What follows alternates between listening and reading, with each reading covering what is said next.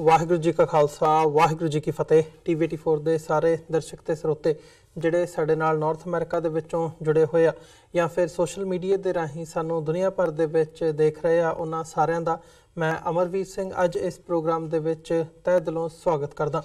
Viewers, ਅਸੀਂ ਪਿਛਲੇ ਦਿਨਾਂ ਦੇ ਵਿੱਚ ਦੇਖਿਆ ਕੈਨੇਡਾ, ਜਿੱਥੇ ਸਿੱਖਾਂ ਦੀ ਇੱਕ ਚੰਗੀ ਆਬਾਦੀ ਹੈਗੀ ਹੈ। ਕੈਨੇਡਾ ਉਹ ਮੁਲਕ ਹੈਗਾ ਜਿੱਥੇ ਪਿਛਲੇ ਸਮੇਂ ਦੇ ਵਿੱਚ ਸਿੱਖਾਂ ਨੇ ਸਿਆਸੀ ਤੌਰ 'ਤੇ ਆਪਣੀ ਚੰਗੀ ਪਕੜ ਹੈਗੀ ਹੈ ਉਹ ਮਜ਼ਬੂਤ ਕੀਤੀ ਹੈ। ਜਿਹੜੀਆਂ ਮੇਜਰ ਪੋਲੀਟੀਕਲ ਪਾਰਟੀਜ਼ ਹੈਗੀਆਂ ਨੇ ਕੈਨੇਡਾ ਦੀਆਂ, ਉਹਦੇ ਵਿੱਚ ਸਿੱਖ ਕੌਮ ਨੇ ਆਪਣੀ ਚੰਗੀ ਪੈਠ ਬਣਾਈ ਹੈ। ਸੋ ਇਹਦਾ ਭਾਰਤ ਦੇ ਵੱਲੋਂ ਜਦੋਂ ਸਿੱਖ ਕੌਮ ਦੀ ਅਡਰੀ ਹੋਂਦ ਦੀ ਗੱਲ ਆਉਂਦੀ ਹੈ, ਆਪਣੀ ਆਜ਼ਾਦੀ ਦੀ ਵੀ ਗੱਲ ਆਉਂਦੀ ਹੈ, ਸੋਵਰਨਿਟੀ ਦੀ ਗੱਲ ਹੁੰਦੀ ਹੈ, ਉਹਦਾ ਭਾਰਤ ਸਰਕਾਰ ਵੱਲੋਂ ਡਾਇਰੈਕਟਲੀ ਤੇ ਇਨਡਾਇਰੈਕਟਲੀ ਹਰ ਤਰੀਕੇ ਦੇ ਨਾਲ ਜਿਹੜਾ ਵਿਰੋਧ ਹੈਗਾ ਉਹ ਕੀਤਾ ਜਾਂਦਾ ਰਿਹਾ। ਪਿਛਲੇ ਹਫ਼ਤਿਆਂ ਦੇ ਵਿੱਚ ਅਸੀਂ ਦੇਖਿਆ ਹੈਗਾ ਕਿ ਕੈਨੇਡਾ ਦੀ ਜਿਹੜੀ public safety of Canada the 2018 the report ਹੈਗੀ ਹੈ, ਉਹਦੇ ਵਿੱਚ ਜਿਹੜਾ ਟੈਰਰਿਜ਼ਮ ਦਾ ਚੈਪਟਰ ਸੀ, ਉਹਦੇ ਵਿੱਚ ਸਿੱਖ ਐਕਸਟ੍ਰੀਮਿਜ਼ਮ ਦੇ ਨਾਂ ਥੱਲੇ ਸਿੱਖ ਕੌਮ ਨੂੰ ਬਦਨਾਮ ਕਰਨ ਦੀ ਜਿਹੜੀ ਇੱਕ ਲਾਈਨ ਹੈਗੀ ਹੈ ਉਹ ਲਈ ਗਈ ਹੈ। ਸਿੱਖਾਂ ਨੂੰ ਸਿੱਖ ਐਕਸਟ੍ਰੀਮਿਜ਼ਮ ਦੇ ਨਾਲ ਜੋੜ ਕੇ, ਟੈਰਰਿਜ਼ਮ ਦੇ ਨਾਲ ਜੋੜ ਕੇ ਜਿਹੜੀ ਸਿੱਖ ਸ਼ਬਦ ਦੀ ਜਿਹੜੀ ਵਰਤੋਂ ਹੈਗੀ ਹੈ ਉਹ ਉਸ ਰਿਪੋਰਟ ਦੇ ਵਿੱਚ ਕੀਤੀ ਗਈ ਹੈ।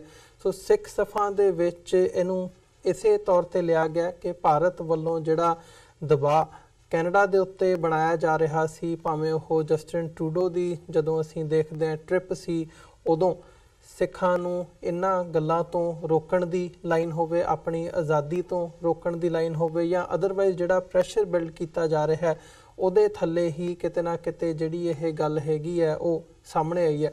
ਸੋ ਓਵਰਆਲ ਜਿਹੜੀ ਕੈਨੇਡਾ ਦੀ ਪੋਲੀਟਿਕਸ ਹੈਗੀ ਹੈ ਫੈਡਰਲ ਲੈਵਲ 'ਤੇ ਉੱਪਰ ਕੇਂਦਰੀ ਲੈਵਲ 'ਤੇ ਉਹ ਕੀ ਚੱਲ ਰਹੀ ਹੈ ਇਸ ਵਕਤ, ਜਾਂ ਉਹਨਾਂ ਦੀਆਂ ਜਿਹੜੀਆਂ ਨੀਤੀਆਂ ਹੈਗੀਆਂ ਨੇ ਉਹ ਕੀ ਨੇ, ਅਤੇ ਸਿੱਖ ਜਿਹੜੇ ਕੈਨੇਡਾ ਦੇ ਵਿੱਚ ਵਸਦੇ ਨੇ ਉਹ ਜਦੋਂ ਸਿੱਖ ਕੌਮ ਨੂੰ ਸਿੱਧੇ ਤੌਰ ਦੇ ਉੱਤੇ ਇਹ ਜਿਹੜੀ ਰਿਪੋਰਟ ਹੈਗੀ ਹੈ ਇੱਕ ਬਦਨਾਮ ਕਰਨ ਦੀ ਲਾਈਨ ਸਾਡੇ ਸਾਹਮਣੇ ਆਈ ਹੈ, ਤਾਂ ਉਹ ਕੀ ਸੋਚਦੇ ਨੇ ਜਾਂ ਉਹਨਾਂ ਦਾ ਕੀ ਪ੍ਰਤੀਕਰਮ ਹੈਗਾ, ਇਹਦੇ ਦੇ ਉੱਤੇ ਅੱਜ ਅਸੀਂ ਗੱਲਬਾਤ ਕਰਾਂਗੇ।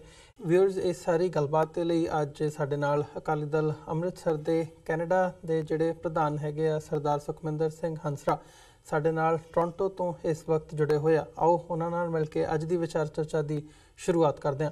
ਹਾਂਜੀ ਹੰਸਰਾ ਸਾਹਿਬ, ਤੁਹਾਡਾ ਸਵਾਗਤ ਹੈ ਜੀ। ਵਾਹਿਗੁਰੂ ਜੀ ਕਾ ਖਾਲਸਾ ਵਾਹਿਗੁਰੂ ਜੀ ਕੀ ਫਤਿਹ। ਵਾਹਿਗੁਰੂ ਜੀ ਕਾ ਖਾਲਸਾ ਵਾਹਿਗੁਰੂ ਜੀ ਕੀ ਫਤਿਹ। ਅਮਰਵੀਰ ਸਿੰਘ ਜੀ। ਹੰਸਰਾ ਸਾਹਿਬ, ਕੀ ਕਹਿਣਾ ਚਾਹੋਗੇ? ਇਹ ਜਿਹੜੀ ਰਿਪੋਰਟ ਆਈ ਹੈਗੀ ਹੈ ਇਹਦੇ ਵਿੱਚ ਸਿੱਖਾਂ ਨੂੰ ਐਕਸਟ੍ਰੀਮਿਜ਼ਮ ਦੇ ਤੌਰ 'ਤੇ, ਐਕਸਟ੍ਰੀਮਿਸਟ ਦੇ ਤੌਰ 'ਤੇ ਪੇਸ਼ ਕਰਨਾ, ਅਤੇ ਕੀ ਲੱਗਦਾ ਕਿ ਇਹ ਜਿਹੜਾ ਇੰਡੀਅਨ ਇੰਟੈਲੀਜੈਂਸ ਦਾ ਜਾਂ ਇੰਡੀਅਨ ਗਵਰਨਮੈਂਟ ਦਾ ਪ੍ਰਭਾਵ ਹੈਗਾ ਉਹ ਕਬੂਲ ਕੀਤਾ ਹੈ ਕੈਨੇਡੀਅਨ ਐਡਮਿਨਿਸਟ੍ਰੇਸ਼ਨ ਨੇ, ਜਾਂ ਹੋਰ ਕੋਈ ਰੀਜ਼ਨ ਵੀ ਇਹਦੇ ਪਿੱਛੇ ਨਜ਼ਰ ਆਉਂਦਾ? ਮੈਂ ਇਹ ਸਮਝਦਾ ਜੇ ਮੈਂ ਇੱਕ ਲਾਈਨ ਦੇ ਵਿੱਚ ਇਸ ਨੂੰ ਸਮ ਅਪ ਕਰਨਾ ਹੋਏ ਤਾਂ ਫਿਰ ਇਹ ਸਾਡੀਆਂ ਜਿਹੜੀਆਂ ਕੈਨੇਡਾ ਦੀਆਂ ਖੁਫੀਆ ਏਜੰਸੀਜ਼ ਨੇ ਉਹਨਾਂ ਦੀ ਬਹੁਤ ਵੱਡੀ ਨਲਾਇਕੀ ਆ ਕਿ ਉਹਨਾਂ ਨੇ ਇਹੋ ਜਿਹਾ ਫੈਸਲਾ ਕੀਤਾ, ਇਹੋ ਜਿਹੀ ਰਿਪੋਰਟ ਤਿਆਰ ਕੀਤੀ ਜੀ। ਇਹ ਰਿਪੋਰਟ ਆ ਜਿਹੜੀ ਇਹ ਤਕਰੀਬਨ 2013 ਤੋਂ ਤਿਆਰ ਹੁੰਦੀ ਆ ਰਹੀ ਹੈ, ਪਹਿਲਾਂ ਕਦੇ ਤਿਆਰ ਨਹੀਂ ਹੋਈ, ਹਰ ਸਾਲ ਐਨੂਅਲੀ ਤਿਆਰ ਹੁੰਦੀ ਹੈ ਇਹ ਜੀ। ਇਹਦੇ ਵਿੱਚ ਕਦੇ ਵੀ ਕੋਈ ਜ਼ਿਕਰ ਨਹੀਂ ਆਇਆ ਸਿੱਖਾਂ ਦਾ ਜਾਂ ਕੋਈ ਪੰਜਾਬ ਦੀ ਮੂਵਮੈਂਟ ਦਾ ਜਾਂ India the, not whatsoever. all of a sudden ਸਤੰਬਰ 2017 ਚ ਲਾਸਟ ਸਟੇਟ ਰਿਪੋਰਟ ਆਈ ਸੀ, ਉਦੋਂ ਤੋਂ ਲੈ ਕੇ ਹੁਣ ਤੱਕ ਇੱਕ ਵੀ ਇੰਸੀਡੈਂਟ ਕੈਨੇਡਾ ਦੇ ਵਿੱਚ ਨਹੀਂ ਹੋਇਆ। ਤਾਂ ਫਿਰ ਜੇ ਕੈਨੇਡਾ ਦੇ ਵਿੱਚ ਇੰਸੀਡੈਂਟ ਨਹੀਂ ਹੋਇਆ ਤਾਂ ਜੇ ਤਾਂ ਕੋਈ ਗੱਲ ਸੀਗੀ ਤਾਂ ਫਿਰ ਪਿਛਲੀ ਰਿਪੋਰਟ ਦੇ ਵਿੱਚ ਸ਼ਾਮਲ ਹੋਣੀ ਚਾਹੀਦੀ ਸੀ, ਤੇ ਜੇ ਕੋਈ ਗੱਲ ਨਹੀਂ ਹੈਗੀ ਤਾਂ ਇਸ ਰਿਪੋਰਟ ਦੇ ਵਿੱਚ ਕਿੱਦਾਂ ਸ਼ਾਮਲ ਹੋਈ? ਇਹ ਸਾਡੇ ਸਵਾਲ ਨੇ ਕੈਨੇਡੀਅਨ ਗਵਰਨਮੈਂਟ ਨੂੰ ਖਾਸ ਕਰਕੇ, ਅਤੇ ਮੂਲ ਰੂਪ ਦੇ ਵਿੱਚ ਕੈਨੇਡਾ ਦੇ ਜਿਹੜੇ ਸਾਡੇ ਪਬਲਿਕ ਸੇਫਟੀ ਮਿਨਿਸਟਰ ਨੇ ਆਨਰੇਬਲ ਵਾਲਫ ਬਡੇਲ, ਉਹਨਾਂ ਨੂੰ ਵਾਲਫ ਬਡੇਲ ਹੋਣੀ ਇੱਧਰ ਰਜਾਇਨਾ ਇਲਾਕਾ ਜਿਹੜਾ ਉੱਥੋਂ ਦੇ ਮੈਂਬਰ ਪਾਰਲੀਮੈਂਟ ਨੇ, ਸ਼ਾਇਦ ਉੱਥੇ ਬਾਰੀ ਸਿੱਖ ਵਸੋਂ ਵੀ ਹੈ ਨਹੀਂ, ਸ਼ਾਇਦ ਉਹ ਸਿੱਖਾਂ ਦੇ ਫਿਰ ਕਲਚਰ ਨੂੰ ਵੀ ਨਹੀਂ ਜਾਣਦੇ। ਇਸ ਰਿਪੋਰਟ ਦੇ ਵਿੱਚ ਜਿਹਦੀ ਰਿਪੋਰਟ ਦਾ ਟਾਈਟਲ ਹੈਗਾ 2018 public report on terrorism threat to Canada, ਇਸ ਰਿਪੋਰਟ ਦੇ ਵਿੱਚ ਜਿਹੜਾ ਉਹਨਾਂ ਨੇ ਓਪਨਿੰਗ ਪੈਰਾਗ੍ਰਾਫ ਦਾ ਇੱਕ ਪੈਰਾਗ੍ਰਾਫ ਦਾ ਜਿਹੜਾ ਓਪਨਿੰਗ ਲਾਈਨ ਦਿੱਤੀ ਆ ਉਹ ਹੀ ਬੜੀ ਡੈਮੇਜਿੰਗ ਆ। ਉਹ ਕਹਿੰਦੀ ਆ some individuals in Canada continue to support Sikh Khalistan extremism ideology and movement. So Sikh Khalistan ideology ਜੀ ਐਂਡ ਮੂਵਮੈਂਟ। ਜੇ ਹੁਣ ਇਹ ਚੀਜ਼ਾਂ ਦੀ ਚੀਰ-ਫਾੜ ਕਰਨੀ ਹੋਏ ਤਾਂ ਅਮਰਵੀਰ ਸਿੰਘ ਜੀ ਜਿਹੜਾ Canada the Canadian charter of rights and freedom act ਆ ਜਿਹੜਾ 1982 ਦੇ ਵਿੱਚ ਪੀਅਰ ਵਾਲੀਆ ਟਰੂਡੋ ਜਿਹੜੇ ਹੁਣ ਦੇ ਪ੍ਰਧਾਨ ਮੰਤਰੀ ਨੇ ਇਹਨਾਂ ਦੇ ਪਿਤਾ ਜੀ ਉਹਨਾਂ ਨੇ ਲੈ ਕੇ ਆਂਦਾ ਸੀ, ਉਹਦੇ ਵਿੱਚ ਬੜਾ ਕਲੀਅਰ ਲਿਖਿਆ ਹੋਇਆ ਕਿ ਤੁਹਾਨੂੰ ਇਹ ਰਾਈਟ ਹੈ ਕਿ ਤੁਸੀਂ ਆਪਣਾ ਜਿਹੜੀ ਪੋਲੀਟੀਕਲ ਆਈਡੀਓਲੋਜੀ ਆ ਉਹਨੂੰ ਵਿਅਕਤ ਵੀ ਕਰ ਸਕਦੇ ਹੋ ਤੇ ਪੋਲੀਟੀਕਲ ਐਸੋਸੀਏਸ਼ਨ ਵੀ ਕਰ ਸਕਦੇ ਹੋ ਉਹਦੇ ਨਾਂ ਦੇ ਉੱਤੇ ਜੀ। ਸੋ ਇਸ ਕਰਕੇ ਇਹ ਮੈਨੂੰ ਸਮਝ ਨਹੀਂ ਆਈ ਕਿ ਗਵਰਨਮੈਂਟ ਆਫ ਕੈਨੇਡਾ ਨੂੰ ਆਲ ਆਫ ਸਡਨ ਹੁਣ ਇਹ ਜਿਹੜੀ ਬੁਰਕੀ ਆ ਪੁੱਠੀ ਪਾਉਣ ਦੀ ਮੱਤ ਕਿਹਨੇ ਦੇ ਦਿੱਤੀ। ਜੇ ਹੁਣ ਆਪਾਂ ਇਹਦਾ ਬੈਕਗਰਾਊਂਡ ਜਾਈਏ ਤਾਂ ਜਦੋਂ ਭਾਰਤ ਚ ਗਏ ਸੀਗੇ ਸਾਡੇ ਕੈਨੇਡਾ ਦੇ ਪ੍ਰਧਾਨ ਮੰਤਰੀ, ਉਦੋਂ ਜਸਪਾਲ ਸਿੰਘ ਦਾ ਕੇਸ ਆਇਆ ਸੀਗਾ, ਤੁਹਾਨੂੰ ਵੀ ਸ਼ਾਇਦ ਯਾਦ ਆ ਜਸਪਾਲ ਅਟਵਾਲ ਦਾ। ਹਾਂਜੀ, ਉਦੋਂ ਜਿਹੜੇ ਪ੍ਰਧਾਨ ਮੰਤਰੀ ਦੇ ਚੀਫ ਐਡਵਾਈਜ਼ਰ ਨੇ ਸਿਕਿਉਰਿਟੀ ਦੇ, ਉਹਨਾਂ ਨੇ ਇੱਥੋਂ ਕੈਨੇਡੀਅਨ ਮੀਡੀਆ ਦੇ ਵਿੱਚ ਇੱਕ ਬਿਆਨ ਦਿੱਤਾ ਸੀਗਾ ਕਿ ਇਹ ਜਿਹੜਾ ਜਸਪਾਲ ਅਟਵਾਲ ਆ ਇਹਨੂੰ ਸੈੱਟ ਕੀਤਾ ਜਿਹੜੇ ਰਾਅ ਦੇ ਏਜੰਟਸ ਕੁਝ ਕੈਨੇਡਾ ਦੇ ਵਿੱਚ ਆਪਰੇਟ ਕਰਦੇ ਨੇ ਜੀ ਉਹਨਾਂ ਨੇ। ਸੋ ਇਹ ਆਬਵੀਅਸ ਸੀਗਾ ਕਿ ਇਹ ਐਡੀ ਵੱਡਾ ਜਿਹੜਾ ਐਲੀਗੇਸ਼ਨ ਸੀਗਾ ਇਹਨੇ ਇਸ ਤਰ੍ਹਾਂ ਦਾ ਰਹਿਣਾ ਨਹੀਂ ਸੀਗਾ ਕਿ ਇਹਨੂੰ ਕੋਈ ਨੋਟਿਸ ਨਾ ਕਰਦਾ। ਵਿਰੋਧੀ ਪਾਰਟੀਆਂ ਦੋਨੇ ਜਿਹੜੀਆਂ ਕੰਜ਼ਰਵੇਟਿਵਸ ਨੇ ਤੇ NDP ਨੇ, ਉਹਨਾਂ ਨੇ ਕਿਹਾ ਵੀ ਠੀਕ ਹੈ ਜੀ ਇਸ ਜਿਹੜਾ ਤੁਹਾਡਾ ਐਡਵਾਈਜ਼ਰ ਆ ਇਹਨੂੰ ਪਾਰਲੀਮੈਂਟਰੀ ਕਮੇਟੀ ਦੇ ਮੂਹਰੇ ਪੇਸ਼ ਕਰੋ ਤਾਂ ਕਿ ਅਸੀਂ ਇਹਨਾਂ ਨਾਲ ਗੱਲਬਾਤ ਕਰ ਸਕੀਏ। ਉਹ ਫਿਰ ਚਲੋ ਉਹਨਾਂ ਨੂੰ ਇਮਿਊਨਿਟੀ ਹੁੰਦੀ ਆ ਪਾਰਲੀਮੈਂਟਰੀ ਕਮੇਟੀ ਦੇ ਸਾਹਮਣੇ ਤਾਂ ਪੇਸ਼ ਹੋਇਆ ਜਾਂ ਨਹੀਂ ਹੋਇਆ ਮੇਰੇ ਕੋਲ we are not privy to that information. ਪਰ ਉਦੋਂ ਪ੍ਰਧਾਨ ਮੰਤਰੀ ਨੇ ਇੰਟੈਲੀਜੈਂਸ ਕਮਿਊਨਿਟੀ ਨੂੰ, ਇੰਟੈਲੀਜੈਂਸ ਏਜੰਸੀਜ਼ ਨੂੰ ਕਹਿ ਦਿੱਤਾ ਕਿ ਤੁਸੀਂ ਇੱਥੇ ਸਾਨੂੰ ਪੂਰੀ ਰਿਪੋਰਟ ਤਿਆਰ ਕਰਕੇ ਦਿਓ ਵੀ ਅਸਲ ਇਹਨਾਂ ਦੇ ਵਿੱਚ ਹੋਇਆ ਕੀ ਜੀ। ਉਹ ਜਦੋਂ ਰਿਪੋਰਟ ਤਿਆਰ ਹੋ ਕੇ ਪਾਰਲੀਮੈਂਟ ਪ੍ਰਧਾਨ ਮੰਤਰੀ ਦੇ ਦਫ਼ਤਰ ਗਈ ਤਾਂ ਉਹਦੇ ਵਿੱਚ ਬਹੁਤ ਐਕਸਪਲੋਸਿਵ ਸੀਗਾ। ਤਾਂ ਪ੍ਰਧਾਨ ਮੰਤਰੀ ਸਾਡਾ ਥੋੜਾ ਜਿਹਾ ਕਮਜ਼ੋਰ ਤਬੀਅਤ ਦਾ ਬੰਦਾ, ਸੈਲਫੀਆਂ ਸੁਲਫੀਆਂ ਖਿੱਚਣ ਨੂੰ ਤਾਂ ਉਹ ਬਹੁਤ ਵਧੀਆ, ਤੇ ਪਰ ਜਦੋਂ ਸਟੈਂਡ ਲੈਣਾ ਹੁੰਦਾ ਉਦੋਂ ਗੱਲ ਨਹੀਂ ਬਣੀ ਉਹ ਤੋਂ, ਤੇ ਉਹਨੇ ਉਹ ਰਿਪੋਰਟ ਆ ਜਿਹੜੀ ਵਾਪਸ ਕਰਤੀ ਵੀ ਇਹਦੇ ਨਾਲ ਤਾਂ ਸਾਡੇ ਭਾਰਤ ਨਾਲ ਰਿਲੇਸ਼ਨਸ ਆ ਉਹ ਬਹੁਤ ਖਰਾਬ ਹੋ ਜਾਣਗੇ, ਤੁਸੀਂ ਇਹਨੂੰ ਐਡਿਟ ਕਰਕੇ ਲਿਆਓ ਜੀ। ਉਹ ਐਡਿਟ ਕਰਕੇ ਅਕਤੂਬਰ ਦੇ ਵਿੱਚ ਰਿਪੋਰਟ ਆਈ, ਉਹਦੇ ਵਿੱਚ ਬਹੁਤ ਸਾਰੀਆਂ ਗੱਲਾਂ ਜਿਹੜੀਆਂ ਉਹਨਾਂ ਨੇ ਬਲੈਕ ਆਊਟ ਕਰਤੀਆਂ। ਕੀ ਕੀਤਾ black out we don't know, ਪਰ ਜੋ ਕੁਛ ਵੀ ਉਹਦੇ ਵਿੱਚ ਆਇਆ ਉਹੀ ਗੁੱਡ ਇਨਫ ਆ ਇਹ ਸੁਜੈਸਟ ਕਰਨ ਨੂੰ ਕਿ ਕੈਨੇਡਾ ਦੇ ਵਿੱਚ ਪੋਲੀਟੀਕਲ ਤੌਰ ਤੇ ਇੰਡੀਅਨ ਗਵਰਨਮੈਂਟ ਦੀ ਬਹੁਤ ਸਾਰੀ ਇੰਟਰਫੇਰੈਂਸ ਸੀ ਜੀ। ਤੇ ਉਦੋਂ ਫਿਰ ਆ ਦੂਜੀ ਨਵੀਂ ਰਿਪੋਰਟ ਆ ਗਈ 2018 ਦੀ। ਇਹਦੇ ਵਿੱਚ ਵਿਚਾਲੇ ਗਵਰਨਮੈਂਟ ਆਫ ਇੰਡੀਆ ਤੇ ਗਵਰਨਮੈਂਟ ਆਫ ਕੈਨੇਡਾ ਦੇ ਦਰਮਿਆਨ ਇੱਕ ਸੰਧੀ ਜਿਹਦਾ ਨਾਮ ਹੈਗਾ framework on terrorism information exchange, ਉਹ ਸੰਧੀ ਹੋ ਗਈ। ਉਹਦੇ ਥੱਲੇ ਕੀ ਆ ਕਿ ਦੋਨੇ ਸਰਕਾਰਾਂ ਜਿਹੜੀਆਂ ਦੋਨੇ ਸਰਕਾਰਾਂ ਦੀਆਂ ਖੁਫੀਆ ਏਜੰਸੀਆਂ ਇੱਕ ਦੂਜੇ ਦੇ ਨਾਲ ਇਨਫੋਰਮੇਸ਼ਨ ਸ਼ੇਅਰ ਕਰਨਗੀਆਂ ਜੀ। ਹੁਣ ਇੱਥੋਂ ਦੀਆਂ ਇੰਟੈਲੀਜੈਂਸ ਕਮਿਊਨਿਟੀ ਜਿਹੜੀਆਂ ਏਜੰਸੀਜ਼ ਹੈਗੀਆਂ ਉਹ ਤਾਂ ਬੜੀ ਇਮਾਨਦਾਰੀ ਨਾਲ ਕੰਮ ਕਰਦੀਆਂ, ਤੇ ਹੁਣ ਭਾਰਤ ਦੀਆਂ ਜਿਹੜੀਆਂ ਖੁਫੀਆ ਏਜੰਸੀਆਂ ਉਹਨਾਂ ਦਾ ਕੰਮ ਹੀ ਇਹ ਆ ਕਿ ਉਹਨਾਂ ਨੇ ਜਿਹੜੀ ਉਹਨਾਂ ਦੀ ਸਰਕਾਰ ਹੁੰਦੀ ਆ ਉਹਨੂੰ ਬਚਾਉਣਾ ਤੇ ਦੂਸਰੇ ਨੂੰ ਥੱਲੇ ਲਾਉਣਾ। ਸੋ ਕਿਹੋ ਜਿਹੀ ਇਨਫੋਰਮੇਸ਼ਨ ਉਹਨਾਂ ਨੇ ਇੱਥੋਂ ਦੀ ਇੰਟੈਲੀਜੈਂਸ ਨੂੰ ਦਿੱਤੀ ਆ ਇਹ ਹਲੇ ਕਦੇ ਵੀ ਨਹੀਂ ਸਾਨੂੰ ਪਤਾ ਲੱਗ ਸਕਣੀ, ਪਰ ਉਹਦੀ ਆਊਟਕਮ ਇਹ ਆ ਕਿ ਇੱਥੋਂ ਦੀ ਇੰਟੈਲੀਜੈਂਸ ਕਮਿਊਨਿਟੀ ਨੇ ਬਿਨਾਂ ਹੀ ਬੇਹੂਦਾ ਸਿੱਖਾਂ ਦੀ ਖਾਲਿਸਤਾਨ ਮੂਵਮੈਂਟ ਨੂੰ ਥ੍ਰੈਟ ਟੂ ਕੈਨੇਡਾ ਲਿਖ ਕੇ ਇਹ ਪੈਰਾਗ੍ਰਾਫ ਵਿੱਚ ਪਾ ਕੇ, ਤੇ ਨਾਲ ਸੁੰਨੀ ਤੇ ਸ਼ੀਆ ਦੋਨੇ ਮੁਸਲਮਾਨ ਜਿਹੜੇ ਕਿ ਆਲਮੋਸਟ 2 ਬਿਲੀਅਨ ਦੇ ਕਰੀਬ ਦੁਨੀਆ ਦੇ ਵਿੱਚ ਸੁੰਨੀ ਤੇ ਸ਼ੀਆ ਮੁਸਲਮਾਨਾਂ ਦੀ ਗਿਣਤੀ ਆ, ਉਹ ਸਾਰੀਆਂ ਨੂੰ ਇੱਕੋ ਬ੍ਰਸ਼ ਦੇ ਨਾਲ ਇਹਦੇ ਵਿੱਚ ਪੇਂਟ ਕਰ ਦਿੱਤਾ।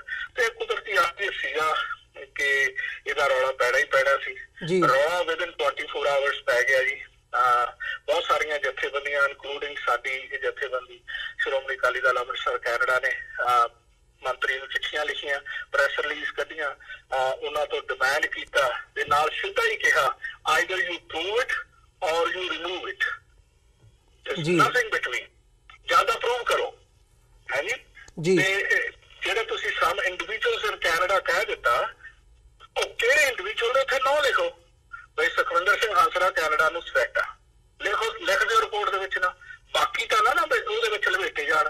ਸਮ ਇੰਡੀਵਿਜੂਅਲ ਦੇ ਨਾਂ ਥੱਲੇ ਤਾਂ ਸਾਰੇ ਦੇ ਸਾਰੇ 8 ਲੱਖ ਸਿੱਖ ਆ, ਉਹਨਾਂ ਤੇ ਕੋਈ ਵੀ ਆ ਸਕਦਾ, ਸਾਰੇ ਸ਼ੱਕੀ ਹੋ ਗਏ। ਸੋ ਇਹ within like 36 to 48 hours minister ਨੇ ਵੀ ਰੀਅਲਾਈਜ਼ ਕਰ ਲਿਆ ਕਿ ਸਾਡੇ ਤੋਂ ਬਹੁਤ ਵੱਡੀ ਗਲਤੀ ਹੋ ਗਈ ਆ। ਵੈਸੇ ਤਾਂ ਸਾਡੀ ਸਰਕਾਰ ਹੀ ਪਤਾ ਨਹੀਂ ਕਿਹੋ ਜਿਹੀ ਆ, ਸਾਡੀ ਅਮਰੀਕਾ ਦੀ ਸਰਕਾਰ ਦੇ ਕਹਿਣ ਦੇ ਉੱਤੇ ਇੱਕ ਚਾਈਨੀਜ਼ ਬੀਬੀ ਨੂੰ ਫੜ ਲਿਆ ਇਹਨਾਂ ਨੇ। ਹੁਣ ਸਾਡੇ 3 ਬੰਦੇ ਉਹਨਾਂ ਨੇ ਚਾਈਨਾ ਵਾਲਿਆਂ ਨੇ ਫੜ ਕੇ ਅੰਦਰ ਦਿੱਤੇ ਹੋਏ ਆ ਬਿਨਾਂ ਮਤਲਬ ਤੋਂ। ਹਾਲਾਂਕਿ ਉਸ ਬੀਬੀ ਦਾ ਕੈਨੇਡਾ ਦੇ ਵਿੱਚ ਕੋਈ ਕ੍ਰਿਮੀਨਲ ਰੈਕਡ ਨਹੀਂ ਹੈ, ਕੋਈ ਉਹਨੇ ਗਲਤ ਕੰਮ ਨਹੀਂ ਕੀਤਾ। ਕੈਨੇਡਾ ਵਿੱਚ ਅਮਰੀਕਾ ਦੇ ਪ੍ਰੈਸ਼ਰ ਥੱਲੇ ਆ ਕੇ ਉਹਨੂੰ ਗ੍ਰਿਫਤਾਰ ਕਰ ਲਿਆ। ਹੁਣ ਇੰਡੀਆ ਦੇ ਪ੍ਰੈਸ਼ਰ ਥੱਲੇ ਆ ਕੇ 8 ਲੱਖ ਸਿੱਖਾਂ ਦੇ ਨਾਲ ਵਿਗਾੜ ਕੇ ਬੈਠ ਗਏ, ਜਿਹੜਾ ਕਿ ਮੈਂ ਸਮਝਦਾ ਇਹ ਬਹੁਤ ਵੱਡੀ ਇੰਬੈਰਸਮੈਂਟ ਵਾਲੀ ਗੱਲ ਆ। ਡੈਮੇਜ ਵੀ ਇਹਦੇ ਨਾਲ ਸਿੱਖਾਂ ਨੂੰ ਨੋ ਡਾਊਟ ਬਹੁਤ ਸਾਰਾ ਹੋਇਆ, ਪਰ ਇਵੈਂਚੁਅਲੀ ਇਹ ਜਿਹੜੀ ਰਿਪੋਰਟ ਆ ਇਹਨੂੰ ਰੈਕਟੀਫਾਈ ਕਰਨਾ ਪਏਗਾ ਜਾਂ ਫਿਰ ਕੋਈ ਨਾ ਕੋਈ ਦਾ ਹੋਰ ਹੱਲ ਨਿਕਲੇਗਾ। ਹੱਲ ਨਿਕਲੇ ਬਿਨਾਂ ਹੁਣ ਗਵਰਨਮੈਂਟ ਆਫ ਕੈਨੇਡਾ ਜਿਹੜੀ ਹੈ ਉਹ ਇਹ ਤੋਂ ਬਚ ਨਹੀਂ ਸਕਦੀ। ਜੀ ਹੰਸਲ ਸਾਹਿਬ, ਜਿਵੇਂ ਤੁਸੀਂ ਜਸਪਾਲ ਸਿੰਘ ਅਟਵਾਲ ਦੇ ਕੇਸ ਦਾ ਜ਼ਿਕਰ ਕੀਤਾ ਹੈਗਾ, ਉਸੇ ਮਾਮਲੇ ਦੇ ਵਿੱਚ ਰੀਸੈਂਟਲੀ ਵੀ ਇੱਕ ਖਬਰ ਮੀਡੀਆ ਦੇ ਵਿੱਚ ਆਈ ਸੀਗੀ ਕਿ ਜਦੋਂ ਇੱਧਰ ਕੈਨੇਡੀਅਨ ਐਡਮਿਨਿਸਟ੍ਰੇਸ਼ਨ ਨੇ ਗੱਲ ਬਾਹਰ ਕੱਢੀ ਹੈਗੀ ਹੈ ਕਿ ਜਿਹੜੀ ਉਦੋਂ NSA national security adviser Ajit Doval ਨੂੰ ਇਸ ਇਸ਼ੂ ਦੇ ਉੱਤੇ 2 ਵਾਰ ਕੈਨੇਡੀਅਨ ਇੰਟੈਲੀਜੈਂਸ ਵੱਲੋਂ ਲਿਖਿਆ ਗਿਆ ਸੀ, ਜਿਹੜੇ ਉਹਨਾਂ ਦੇ ਇੱਥੇ ਹਮਰੁਤਬ ਹੈਗੇ ਆ ਉਹਨਾਂ ਦੇ ਵੱਲੋਂ, ਪਰ ਦੋਵੇਂ ਵਾਰ ਉਹਨਾਂ ਨੇ ਰਿਸਪੌਂਡ ਨਹੀਂ ਕੀਤਾ। ਸੋ ਡਾਇਰੈਕਟਲੀ ਉਹਨਾਂ ਨੇ ਇਹ ਗੱਲ ਕਹੀ ਹੈਗੀ ਹੈ ਕਿ ਇਸ ਇਸ਼ੂ ਦੇ ਉੱਤੇ ਵੀ ਜਾਂ ਕੈਨੇਡੀਅਨ ਐਡਮਿਨਿਸਟ੍ਰੇਸ਼ਨ ਨੂੰ ਤੇ ਜਸਟਿਨ ਟਰੂਡੋ ਨੂੰ ਅੰਡਰਮਾਈਨ ਕਰਨ ਦੇ ਲਈ ਡਾਇਰੈਕਟਲੀ ਜਿਹੜੀ ਇੰਡੀਅਨ ਇੰਟੈਲੀਜੈਂਸ ਹੈਗੀ ਹੈ ਜਾਂ ਗਵਰਨਮੈਂਟ ਹੈਗੀ ਹੈ ਉਹਨੇ ਰੋਲ ਪਲੇ ਕੀਤਾ ਹੈਗਾ। ਸੋ ਇੱਕ ਪਾਸੇ ਤਾਂ ਇੱਦਾਂ ਦੀਆਂ ਜਿਹੜੀਆਂ ਉਦਾਹਰਨਾਂ ਨੇ ਜਾਂ ਐਡਮਿਨਿਸਟ੍ਰੇਸ਼ਨ ਨੂੰ ਇਸ ਗੱਲ ਦਾ ਭਲੀ ਭਾਂਤ ਪਤਾ ਹੈਗਾ, ਪਰ ਫਿਰ ਵੀ ਜਦੋਂ ਇੱਦਾਂ ਦੇ ਇਸ਼ੂਜ਼ ਆਉਂਦੇ ਹੈਗੇ ਨੇ ਉੱਥੇ ਕਿਉਂ ਜਿਹੜਾ ਉਹਨਾਂ ਦੀ ਸਾਈਡ ਹੀ ਵਾਪਸ ਲਈ ਜਾਂਦੀ ਹੈ ਕਿ ਇਹਦੇ ਵਿੱਚ ਸਿਰਫ ਤੇ ਸਿਰਫ ਬਿਜ਼ਨਸ ਜਿਹੜੀਆਂ ਡੀਲਸ ਹੈਗੀਆਂ ਨੇ, ਬਿਜ਼ਨਸ ਇੰਟਰਸਟ ਨੇ, ਉਹੀ ਇੱਕ ਰੀਜ਼ਨ ਬਣਦਾ ਜਾਂ ਹੋਰ ਵੀ ਕੁਝ ਨਜ਼ਰ ਆਉਂਦਾ? ਅਮਰਦੀਪ ਸਿੰਘ ਜੀ, ਦੇਖੋ 2-3 ਗੱਲਾਂ ਨਿਕਲ ਜਾਂਦੀਆਂ। ਅਸੀਂ ਕੋਈ ਵੀ ਸਿੱਖ ਆ ਜਿਹੜਾ, ਭਾਵੇਂ ਕਿ ਅਸੀਂ ਖਾਲਿਸਤਾਨੀ ਆਈਡੀਓਲੋਜੀ ਦੇ ਨਾਲ ਜੁੜੇ ਹੋਏ ਆ, ਤੇ ਖਾਲਿਸਤਾਨ ਦੀ ਆਈਡੀਓਲੋਜੀ ਅਸੀਂ Canadian charter of rights and freedom act ਦੇ ਥੱਲੇ ਉਹਦਾ ਸੈਕਸ਼ਨ 2 ਆ ਜਿਹੜਾ, ਉਹ ਸਾਨੂੰ ਇਹ ਰਾਈਟ ਦਿੰਦਾ ਸੀ। ਉਸ ਰਾਈਟ ਨੂੰ ਐਕਸਰਸਾਈਜ਼ ਕਰਦੇ ਹੋਏ ਇਹਨੂੰ ਪ੍ਰਮੋਟ ਕਰਦੇ ਆ। ਪਰ ਇਸ ਦੇ ਬਾਵਜੂਦ ਅਸੀਂ ਇਹ ਗੱਲ ਕਦੇ ਨਹੀਂ ਕਹੀ ਕਿ ਤੁਸੀਂ ਇੰਡੀਆ ਦੇ ਨਾਲ ਹੱਥ ਨਾ ਮਿਲਾਓ, ਜਾਂ ਤੁਸੀਂ ਇੰਡੀਆ ਦੇ ਨਾਲ ਬਿਜ਼ਨਸ ਨਾ ਕਰੋ, ਜਾਂ ਤੁਸੀਂ ਇੰਡੀਆ ਦੀ ਮਾਰਕੀਟ ਦੇ ਵਿੱਚ ਆਪਦੀ ਕੋਈ ਸਮਾਨ ਨਾ ਜਾ ਕੇ ਵੇਚੋ। ਵੀ ਨੈਵਰ ਸੈਡ ਦੈਟ, ਕਿਉਂਕਿ ਜਿਹੜੇ ਮੁਲਕ ਦੀ ਇਕਾਨਮੀ ਆ ਅਸੀਂ ਸਮਝਦੇ ਹਾਂ ਕਿ ਉਹਦੇ ਲਈ ਸ਼ਾਇਦ ਇੰਡੀਆ ਦੀ ਨਾਲ ਬਿਜ਼ਨਸ ਕਰਨਾ ਜ਼ਰੂਰੀ ਆ, ਉਹ ਕਰਨ, ਪਰ not at the expense of the rights of their own citizens. ਸਾਡੀਆਂ ਜਿਹੜੇ ਅਸੀਂ ਕੈਨੇਡੀਅਨ ਸਿਟੀਜ਼ਨਸ ਆ, ਸਾਨੂੰ ਦਾਅ ਦੇ ਉੱਤੇ ਲਾ ਕੇ ਅਗਰ ਤੁਸੀਂ ਆਪਣਾ ਬਿਜ਼ਨਸ ਪੰਪ ਅਪ ਕਰਨਾ ਚਾਹੁੰਦੇ ਹੋ, ਇਹ ਗਵਰਨਮੈਂਟ ਆਫ ਕੈਨੇਡਾ ਕਦੇ ਵੀ ਨਹੀਂ ਕਰ ਸਕੇਗੀ। ਸਾਨੂੰ ਸਾਰਿਆਂ ਨੂੰ ਯਾਦ ਆ ਕਿ ਜਿਹੜੀ ਗਵਰਨਮੈਂਟ ਨੂੰ ਅਸੀਂ ਸਮਝਦੇ ਹਾਂ ਕਿ ਉਹ ਸਿੱਖਾਂ ਦੇ ਕਦੇ ਹੱਕ ਵਿੱਚ ਨਹੀਂ ਰਹੀ, ਕੰਜ਼ਰਵੇਟਿਵ ਗਵਰਨਮੈਂਟ, ਜਦੋਂ ਉਹਦਾ ਪ੍ਰਧਾਨ ਮੰਤਰੀ ਸਟੀਵਨ ਹਾਰਪਰ 2012 ਦੇ ਵਿੱਚ ਭਾਰਤ ਗਿਆ ਸੀ ਤਾਂ ਉਹਨੂੰ ਵੀ ਇਸੇ ਤਰ੍ਹਾਂ ਹੀ ਉਹਨਾਂ ਨੇ ਮਜ਼ਲ ਕਰਨ ਦੀ ਕੋਸ਼ਿਸ਼ ਕੀਤੀ ਸੀ, ਉਹਦੇ ਮੂੰਹ ਵਿੱਚ ਸ਼ਬਦ ਪਾਉਣ ਦੀ ਕੋਸ਼ਿਸ਼ ਕੀਤੀ ਸੀ ਕਿ ਜਿਹੜਾ ਅੱਤਵਾਦ ਆ ਇਹਨੂੰ ਤੁਸੀਂ ਉੱਥੇ ਜਾ ਕੇ ਠੱਲ ਪਾਓਗੇ। ਉਹ ਕਹਿੰਦਾ ਠੀਕ ਹੈ, ਸਾਡੇ ਮੁਲਕ ਦੇ ਵਿੱਚ ਅੱਤਵਾਦ ਕਰਨ ਦੀ ਤਾਂ ਕੋਈ ਇਜਾਜ਼ਤ ਹੈ ਨਹੀਂ ਗੀ, ਮੁੜ ਕੇ ਸੁਰਖੀਆਂ ਲਾਤੀਆਂ ਵੀ ਹੁਣ ਖਾਲਿਸਤਾਨੀਆਂ ਦੇ ਉੱਤੇ ਇਹ ਨਗਮੇ ਕਸਮ। ਫਿਰ ਉਹਨੂੰ ਕਹਿਣਾ ਪਿਆ ਕਿ violence and terrorism can not be confused with the right of Canadians to hold a political view in any way. ਜੀ ਸਮਝੀ ਨਾ, ਜਿਹੜਾ ਉਹ ਚਪੇੜ ਉਹਨੇ ਮਾਰੀ ਸੀਗੀ, ਇਹ ਚਪੇੜ ਜਸਟਿਨ ਟਰੂਡੋ ਹੁਣ ਤੱਕ ਨਹੀਂ ਮਾਰ ਸਕੇ, ਭਾਵੇਂ ਕਿ ਸਿਸਟਮ ਮਾਰ ਰਿਹਾ। ਇਹ ਅਨਫੋਰਚੂਨੇਟ ਹੈ, ਇਹਦੀ ਅਸੀਂ ਹੁਣ ਵਿਕਟਮ ਬਣੇ ਆ, ਤੇ ਆਉਣ ਵਾਲੇ ਸਮੇਂ ਦੇ ਵਿੱਚ ਇਹ ਤਾਂ ਗੱਲ ਸੱਚੀ ਹੈ, ਲਿਖੀ ਜਾ ਚੁੱਕੀ ਆ ਕਿ ਭਾਰਤ ਦੇ ਜਿਹੜੇ ਖੁਫੀਆ ਏਜੰਟਸ ਆ ਉਹ ਤਾਂ ਹੁਣ ਸਾਡੇ ਸਿੱਖਾਂ ਦੇ ਨਿੱਕੇ ਨਿੱਕੇ ਕੰਮਾਂ ਦੇ ਵਿੱਚ ਦਖਲਅੰਦਾਜ਼ੀ ਕਰਨ ਲੱਗੇ ਸੀਗੇ, ਤੇ ਸਾਡੀ ਫੋਰਨ ਅਫੇਅਰਸ ਮਿਨਿਸਟਰ ਇਹਦੇ ਬਾਰੇ ਲਿਖ ਚੁੱਕੀ ਆ, ਕਹਿ ਚੁੱਕੀ ਆ, ਵੀ ਇਹਨਾਂ ਨੂੰ ਸ਼ਨ ਕਰ ਚੁੱਕੀ ਆ। ਜਦੋਂ ਪਵੇਲੀਅਨ ਦਾ ਰੌਲਾ ਪਿਆ, ਪਵੇਲੀਅਨ ਕੀ ਆ, ਸਾਡੇ ਇੱਥੇ ਸ਼ਹਿਰ ਬ੍ਰੈਂਪਟਨ ਦੇ ਵਿੱਚ ਹਰ ਕਲਚਰ ਦਾ ਪਵੇਲੀਅਨ ਹੁੰਦਾ, ਔਰ ਉਹਨੇ ਕਹਿੰਦਾ ਪੰਜਾਬ ਪਵੇਲੀਅਨ ਵੱਖਰਾ ਰੱਖਣਾ ਚਾਹੁੰਦੇ, ਇੰਡੀਆ ਦੇ ਨਾਲ ਸਾਡਾ ਕਲਚਰ ਨਹੀਂ ਮਿਲਦਾ। ਇਸ ਦੀ ਵੀ ਉਹਨਾਂ ਨੂੰ ਬੜੀ ਵੱਡੀ ਪ੍ਰੋਬਲਮ ਸੀਗੀ, ਤੇ ਉਹਨਾਂ ਨੇ ਇਹਦੇ ਵਿੱਚ ਇਨਫਲੂਐਂਸ ਕਰਨ ਦੀ ਕੋਸ਼ਿਸ਼ ਕੀਤੀ, ਆਪਦਾ ਧੌਂਸ ਜਮਾਉਣ ਦੀ ਕੋਸ਼ਿਸ਼ ਕੀਤੀ। ਸੋ ਇਸ ਲੈਵਲ ਤੱਕ ਜਗਮੀਤ ਸਿੰਘ ਜਦੋਂ ਲੀਡਰਸ਼ਿਪ ਲਈ ਖੜਾ ਹੋਇਆ ਸੀ, ਉਦੋਂ ਕੋਸ਼ਿਸ਼ ਕੀਤੀ ਕਿ ਸਿੱਖਾਂ ਨੂੰ ਜਿਹੜੇ ਉਹਨਾਂ ਦਾ ਅਸਰ ਖੂਰ ਕਰਦੇ ਆ ਵੀ ਭਾਈ ਇਹਨੂੰ ਵੋਟ ਨਾ ਪਾਈ ਜਾਏ। ਸੋ ਇਹੋ ਜਿਹੇ ਇਸ ਲੈਵਲ ਤੱਕ ਜਿਹੜੀ ਉਹਨਾਂ ਦੀ ਇਨਫਿਲਟ੍ਰੇਸ਼ਨ ਆ, ਇਹ ਤਾਂ ਜੱਗ ਜ਼ਾਹਰ ਹੋ ਚੁੱਕੀ ਆ। ਕੈਨੇਡਾ ਨੂੰ ਹੁਣ ਕਿਉਂਕਿ ਸਿੱਖ ਵੀ ਸਾਰੇ ਇਕੱਠੇ ਨੇ, ਤੇ ਇਹ ਗੱਲ ਯਾਦ ਰੱਖਣ ਵਾਲੀ ਆ ਕਿ ਸਾਰੇ ਦੇ ਸਾਰੇ ਸਿੱਖ ਆ ਜਿਹੜੇ despite there political views on Khalistan ਔਰ ਡਿਫਰੈਂਟ ਇਸ਼ੂਜ਼, ਇਸ ਇਸ਼ੂ ਉੱਤੇ ਸਾਰੇ ਇਕੱਠੇ ਨੇ। ਆਏਗਾ ਕਿ ਉਹਨਾਂ ਨੇ ਕਿਸ ਤਰ੍ਹਾਂ ਬੈਲੈਂਸ ਕ੍ਰੀਏਟ ਕਰਨਾ between India and the six of Canada. ਇਹ ਜਿਹੜਾ ਚੈਲੰਜ ਆ ਗਵਰਨਮੈਂਟ ਆਫ ਕੈਨੇਡਾ ਲਈ ਆ। ਤੇ ਟਰੂਡੋ ਦੀ ਜਿਹੜੀ ਸਰਕਾਰ ਆ ਉਹ ਬੇਸਿਕਲੀ ਨਪੁੰਸਕ ਸਰਕਾਰ ਸਾਡੇ ਇਸ ਪੱਖ ਤੋਂ ਅਸੀਂ ਇਹ ਕਹਿ ਸਕਦੇ ਹਾਂ ਕਿ ਉਹ ਹੋਰ ਨਿਪੜੀ ਆ, ਕਿਉਂਕਿ ਐਕਸਟ੍ਰੀਮਿਜ਼ਮ ਦਾ ਅਗਰ ਅਸੀਂ ਡਿਕਸ਼ਨਰੀ ਦੇ ਵਿੱਚ ਜਾ ਕੇ ਲਫ਼ਜ਼ ਦਾ ਮਤਲਬ ਲੱਭੀਏ, ਭਾਰਤ ਦੇ ਵਿੱਚ ਉਹਦਾ ਕੀ ਮਤਲਬ ਸਮਝਦੇ ਆ ਜਾਂ ਮੀਡੀਆ ਵਾਲੇ ਉਹਦਾ ਕੀ ਮਤਲਬ ਕੱਢਦੇ ਆ, ਇਹ ਉਹਨਾਂ ਦੀ ਪ੍ਰੋਬਲਮ ਹੋਊਗੀ, ਸਾਡੀ ਨਹੀਂ ਹੈਗੀ। ਪਰ ਕੈਨੇਡਾ ਦੇ ਵਿੱਚ ਜਦੋਂ ਅਸੀਂ ਡਿਕਸ਼ਨਰੀ ਵੇਖਦੇ ਹਾਂ, ਐਕਸਟ੍ਰੀਮਿਜ਼ਮ ਦਾ ਸਿੰਪਲ ਮਤਲਬ ਆ ਕਿ ਕੋਈ ਵੀ ਬੰਦਾ ਜਿਹੜਾ ਆਪਣੇ ਵਿਚਾਰਾਂ ਪ੍ਰਤੀ ਕੱਟੜ ਹੈ, ਆਪਣੇ ਵਿਚਾਰਾਂ ਪ੍ਰਤੀ ਜਿਹੜਾ ਸਥਿਰ ਹੈ, ਚਾਹੇ ਉਹ ਪੋਲੀਟੀਕਲ ਵਿਊਜ਼ ਹੋਣ ਚਾਹੇ ਉਹ ਰਿਲੀਜੀਅਸ ਵਿਊਜ਼ ਹੋਣ। ਹੁਣ ਮੈਂ ਇੱਥੋਂ ਟੀਵੀ ਦੇ ਉੱਤੇ ਕਿਹਾ ਸੀ ਕਿ ਜਦੋਂ ਮੈਂ ਕੈਨੇਡਾ ਆਇਆ ਸੀ ਅੱਜ ਤੋਂ 40-45 ਸਾਲ ਪਹਿਲਾਂ, ਉਦੋਂ ਕੈਨੇਡਾ 'ਚ ਜਸਟਿਨ ਟਰੂਡੋ ਦਾ ਡੈਡੀ ਪ੍ਰਧਾਨ ਸੀਗਾ, ਉਹ ਵੀ ਲਿਬਰਲ ਸੀਗਾ, ਤੇ ਹੁਣ ਜਸਟਿਨ ਟਰੂਡੋ ਪ੍ਰਧਾਨ ਮੰਤਰੀ ਆ, ਇਹ ਵੀ ਲਿਬਰਲ ਆ। ਇਹਦਾ ਮਤਲਬ ਇਹ ਖਾਨਦਾਨ ਆ ਜਿਹੜਾ ਇਹ ਬੜਾ ਕੱਟੜ ਲਿਬਰਲ ਆਈਡੀਓਲੋਜੀ ਨਾਲ ਪ੍ਰਣਾਇਆ ਹੋਇਆ। ਸੋ ਇਨ ਦੈਟ ਸੈਂਸ ਉਹ ਵੀ ਐਕਸਟ੍ਰੀਮਿਸਟ ਆ। ਜੇ ਮੈਂ ਖਾਲਿਸਤਾਨ ਦੀ ਵਿਚਾਰਧਾਰਾ ਰੱਖਦਾ ਤੇ ਮੈਂ ਇਹਨਾਂ ਦੇ ਮੁਤਾਬਕ ਐਕਸਟ੍ਰੀਮਿਸਟ ਆ, ਤਾਂ ਫਿਰ ਉਹ ਵੀ ਐਕਸਟ੍ਰੀਮਿਸਟ ਆ। ਜੇ ਉਹ ਕੈਨੇਡਾ ਲਈ ਥ੍ਰੈਟ ਨਹੀਂ ਹੈਗਾ, ਉਹ ਕੈਨੇਡਾ ਦਾ ਪ੍ਰਧਾਨ ਮੰਤਰੀ ਬਣ ਸਕਦਾ, ਤਾਂ ਫਿਰ ਮੈਂ ਕਿੱਦਾਂ ਥ੍ਰੈਟ ਹੋ ਗਿਆ ਕੈਨੇਡਾ ਲਈ? ਸੋ ਇਹ ਸਵਾਲ ਆ ਜਿਹੜਾ ਉਹ ਗਵਰਨਮੈਂਟ ਆਫ ਕੈਨੇਡਾ ਨੂੰ ਇਹਦਾ ਜਵਾਬ ਦੇਣਾ ਪੈਣਾ, ਕਿਉਂਕਿ ਉਹਨਾਂ ਦੀ ਇਹ ਜਿਹੜੀ ਰਿਪੋਰਟ ਦਾ ਪੈਰਾਗ੍ਰਾਫ ਆ ਉਹ ਸਾਡੇ Canadian charter of rights and freedom act ਦੀ ਉਲੰਘਣਾ ਕਰ ਰਿਹਾ, ਉਹਦੇ ਨਾਲ ਕੰਟਰਡਿਕਟ ਕਰ ਰਿਹਾ। ਇਹ ਕੰਟਰਡਿਕਸ਼ਨ ਹੁਣ ਸਿੱਖ ਡਰਾ ਕਰ ਰਹੇ ਨੇ ਤੇ ਕੈਨੇਡਾ ਵਾਲੇ ਆ ਜਿਹੜੇ ਉਹ ਹੁਣ ਇਸ ਕੰਮ ਦੇ ਵਿੱਚ ਕਸੂਤੇ ਫਸੇ ਹੋਏ ਜੀ। ਤੇ ਹੰਸਰਾਜ ਸਾਹਿਬ, ਜਦੋਂ ਅਸੀਂ ਜਿਵੇਂ ਇਹ ਸਾਰੀ ਜਦੋਂ ਜਸਟਿਨ ਟਰੂਡੋ ਦੀ ਟ੍ਰਿਪ ਵੀ ਸੀਗੀ ਇੰਡੀਆ ਦੀ ਭਾਰਤ ਫੇਰੀ, ਜਿਵੇਂ ਉਹਨਾਂ ਦਾ ਵਿਰੋਧ ਹੋਇਆ ਸਿੱਖ ਕੌਮ ਨੇ ਉਦੋਂ, ਭਾਵੇਂ ਉਹ ਸਿੱਖ ਡਾਇਸਪੋਰਾ ਹੋਵੇ ਕੈਨੇਡਾ ਦੇ ਵਿੱਚ ਜਾਂ ਓਵਰਆਲ ਜਦੋਂ ਅਸੀਂ ਦੇਖਦੇ ਹਾਂ, ਜਾਂ ਭਾਵੇਂ ਪੰਜਾਬ ਦਾ ਸਿੱਖ ਹੋਵੇ, ਉਹਨਾਂ ਨੇ ਕੈਨੇਡਾ ਦੀ ਜਿਹੜੀ ਸਰਕਾਰ ਹੈਗੀ ਹੈ ਉਹਨਾਂ ਦਾ ਉਸ ਵਕਤ ਪੂਰਾ ਸਾਥ ਦਿੱਤਾ ਸੀ, ਜਦੋਂ ਭਾਰਤ ਦੇ ਵਿੱਚ ਜਾਂ ਭਾਰਤੀ ਜਿਹੜਾ ਮੀਡੀਆ ਹੈਗਾ ਉਹਦੇ ਵੱਲੋਂ ਹਰ ਇੱਕ ਜਿਹੜੀ ਚੀਜ਼ ਹੈਗੀ ਹੈ ਉਹ ਜਸਟਿਨ ਟਰੂਡੋ ਦੀ ਐਡਮਿਨਿਸਟ੍ਰੇਸ਼ਨ ਦੇ ਖਿਲਾਫ ਜਿਹੜੀਆਂ ਤੋਪਾਂ ਹੈਗੀਆਂ ਨੇ ਉਹ ਇੱਕ ਹਿਸਾਬ ਨਾਲ ਉਹਨਾਂ ਨੇ ਵੀੜੀਆਂ ਹੋਈਆਂ ਸੀ। ਸੋ ਉਹ ਤੋਂ ਬਾਅਦ ਜਦੋਂ ਅਸੀਂ ਦੇਖਦੇ ਹਾਂ ਕਿ ਐਡਮਿਨਿਸਟ੍ਰੇਸ਼ਨ ਵੱਲੋਂ ਸਿੱਖ ਕੌਮ ਵੱਲੋਂ ਕਿਤੇ ਨਾ ਕਿਤੇ ਡਿਸਟੈਂਸ ਕੀਤਾ ਨਜ਼ਰ ਆਇਆ, ਉਹ ਭਾਵੇਂ ਖਾਲਸਾ ਸਾਜਣਾ ਦਿਵਸ ਜਾਂ ਅਦਰਵਾਈਜ਼ ਜਿਹੜੇ ਸਿੱਖਾਂ ਦੇ ਨਗਰ ਕੀਰਤਨ ਨਿਕਲਦੇ ਹੈਗੇ ਆ ਉਹਨਾਂ ਦੇ ਵਿੱਚ ਸ਼ਮੂਲੀਅਤ ਇੱਕ ਲੋਅਰ ਲੈਵਲ 'ਤੇ ਆ ਕੇ ਕਰਨਾ, ਮੇਨ ਸਟੇਜ ਤੱਕ ਨਾ ਆਉਣਾ, ਜਾਂ ਅਦਰਵਾਈਜ਼ ਜਦੋਂ ਅਸੀਂ ਦੇਖਦੇ ਹਾਂ ਇਸ ਪਾਸਿਓਂ ਕਿਤੇ ਨਾ ਕਿਤੇ ਕਿਨਾਰਾ ਕਰਨ ਦੀ ਲਾਈਨ ਜਿਹੜੀ ਹੈਗੀ ਆ ਉਹ ਦੇਖਣ ਨੂੰ ਮਿਲੀ ਹੈ। ਸੋ ਇਸ ਵਕਤ ਜਿਹੜਾ ਪੋਲੀਟੀਕਲ ਸਿਨੈਰੀਓ ਹੈਗਾ ਸਿੱਖਾਂ ਦੇ ਪ੍ਰਤੀ ਉਹ ਕਿਵੇਂ ਦਾ ਨਜ਼ਰ ਆਉਂਦਾ ਹੈ ਕੈਨੇਡਾ ਦੇ ਵਿੱਚ ਗਰਾਊਂਡ ਲੈਵਲ ਤੇ? ਦੇਖੋ, ਜਿੱਥੋਂ ਤੱਕ ਪ੍ਰਧਾਨ ਮੰਤਰੀ ਦੇ ਰੋਲ ਦੀ ਗੱਲ ਆ, ਇਟਸ ਨੋ ਡਾਊਟ ਕਿ ਜਦੋਂ ਭਾਰਤ ਦੀ ਫੇਰੀ ਤੋਂ ਵਾਪਸ ਆਇਆ ਪ੍ਰਧਾਨ ਮੰਤਰੀ ਜਾਂ ਫਿਰ ਉਹਨਾਂ ਦੇ ਦੂਸਰੇ ਮੰਤਰੀ, ਉਹਨਾਂ ਦਾ ਜਿਹੜਾ ਬਿਹੇਵੀਅਰ ਆ ਟੂਵਰਡਸ ਖਾਲਸਾ ਸਿੱਖ ਪੰਥ, ਉਹ ਥੋੜੇ ਜਿਹੇ ਉਹਦੇ ਵਿੱਚ ਨੈਚੁਰਲ ਆ ਵੀ ਉਹਦੇ ਵਿੱਚ ਥੋੜੀ ਬਹੁਤ ਚੇਂਜ ਤਾਂ ਆਈ ਹੈ। ਪਰ ਇਹੋ ਜਿਹੀ ਕੋਈ ਗੱਲ ਨਹੀਂ ਹੈ ਵੀ ਉਹ ਸਿੱਖਾਂ ਨੂੰ ਨਫ਼ਰਤ ਕਰਦੇ ਨੇ ਜਾਂ ਹੁਣ ਸਿੱਖਾਂ ਤੋਂ ਦੂਰ ਰਹਿਣਾ ਚਾਹੁੰਦੇ ਨੇ, ਏਦਾਂ ਦੀ ਕੋਈ ਗੱਲ ਨਹੀਂ ਹੈ। ਪ੍ਰਧਾਨ ਮੰਤਰੀ ਸਾਡੇ ਨਗਰ ਕੀਰਤਨਾਂ ਦੀ ਮੇਨ ਸਟੇਜ ਤੇ ਆਇਆ ਜਾਂ ਨਹੀਂ ਆਇਆ, ਇਹ ਪਹਿਲਾਂ ਵੀ ਕਦੇ ਕੋਈ ਖਾਸ ਪ੍ਰਧਾਨ ਮੰਤਰੀ ਸਾਡੇ ਨਗਰ ਕੀਰਤਨਾਂ ਤੇ ਨਹੀਂ ਆਇਆ, ਕਿਉਂਕਿ ਇਹ ਨਗਰ ਕੀਰਤਨ ਦੇ ਵਿੱਚ ਜਿਹੜੀ ਆਈਡੀਓਲੋਜੀ ਹੁੰਦੀ ਆ ਪ੍ਰਮੋਟ ਹੁੰਦੀ, ਉਹ ਮਲਟੀ ਆਈਡੀਓਲੋਜੀਜ਼ ਹੁੰਦੀਆਂ, ਕੋਈ ਸਿਰਫ ਪ੍ਰਬੰਧਕਾਂ ਦੇ ਕੰਟਰੋਲ 'ਚ ਨਹੀਂ ਹੁੰਦਾ ਵੀ ਪ੍ਰਬੰਧਕਾਂ ਨੇ ਤੋਂ ਕੀ ਕੰਟਰੋਲ ਕਰਨਾ। ਦੂਸਰੇ ਪਾਸੇ ਹਰ ਸਾਲ ਜਦੋਂ ਦਾ ਮੈਨੂੰ ਯਾਦ ਆ, ਜਦੋਂ ਦਾ ਮੈਂ ਮੀਡੀਆ 'ਚ ਕੰਮ ਕਰਦਾ, ਜਦੋਂ ਵੀ ਪ੍ਰੈਸ ਰਿਲੀਜ਼ ਨਗਰ ਕੀਰਤਨ ਦੀ ਨਿਕਲੀ ਆ ਉਹਦੇ ਵਿੱਚ ਸਿੱਖਾਂ ਦੇ ਆਪਣੇ ਘਰ ਖਾਲਿਸਤਾਨ ਦਾ ਬਕਾਇਦਾ ਤੌਰ ਤੇ ਮੈਂਸ਼ਨ ਹੁੰਦਾ ਤੇ ਉਹਦਾ ਜ਼ਿਕਰ ਕੀਤਾ ਜਾਂਦਾ।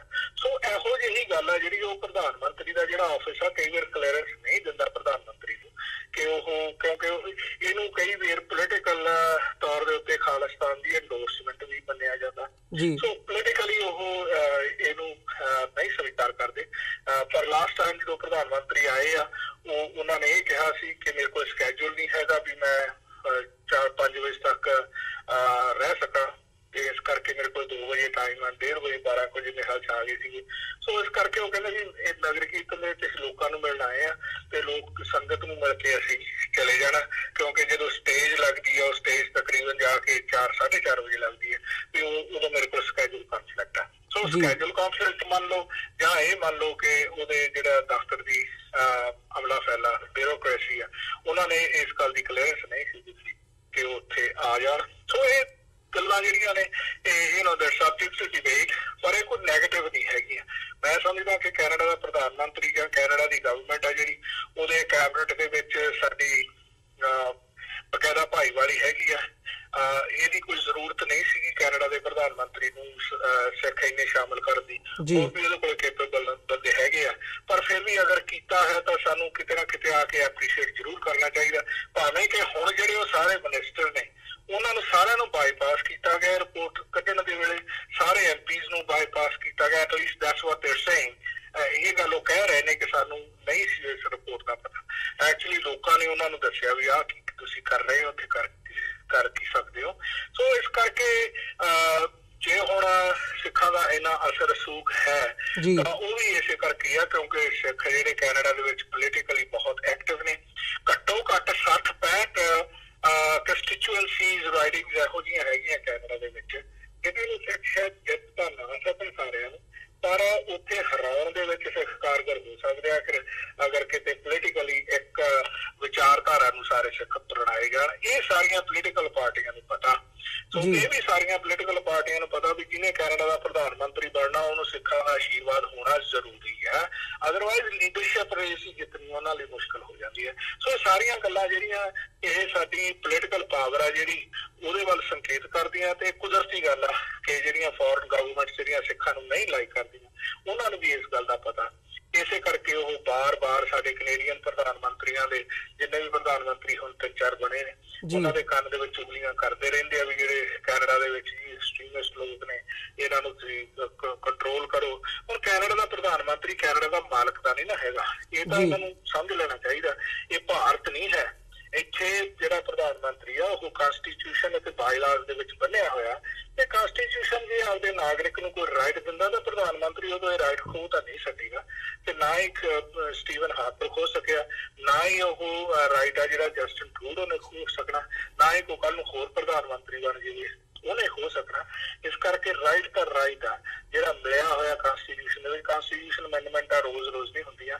1982 ਦਾ Canadian charter of rights and freedom act ਲੋਕਾਂ ਨੇ ਜੜਾ ਕੇ ਆਪਣੇ ਘਰਾਂ ਦੇ ਵਿੱਚ ਲਾਇਆ ਹੋਇਆ।